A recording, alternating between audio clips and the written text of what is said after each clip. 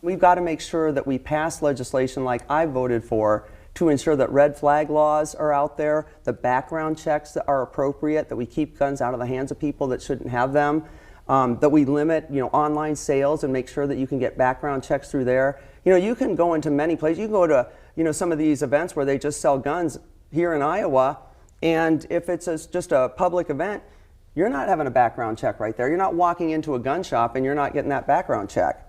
We've got to make sure that those things get passed.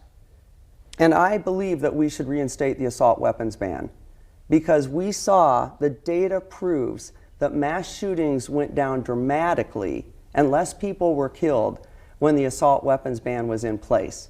There is no place for weapons of mass destruction and weapons of war in the streets of Iowa. We should work on enforcing the laws that we have, meaning holding bad actors accountable through issues where we've moved, mental health assistance, enforcement of laws currently on the books, and then making sure that we are able to harden those areas where our kids or our families are most vulnerable. I've been proud to lead a couple of bills.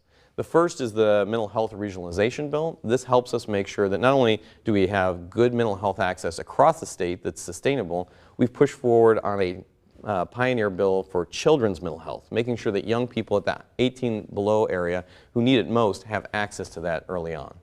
We've also passed the SAVE bill, which puts a 1-cent investment in every dollar spent in the state into our schools directly. We wanted to know how the candidates have actually voted on bills about guns and safety. Over the past 4 years in Congress, Cindy Axnes voted yes on 8 bills, supporting enhanced background checks, red flag laws, keeping guns from domestic abusers, banning assault weapons, and increasing the age limit to buy a gun from 18 to 21. Now, Zach Nunn hasn't served in Congress, so he hasn't voted on any of those bills.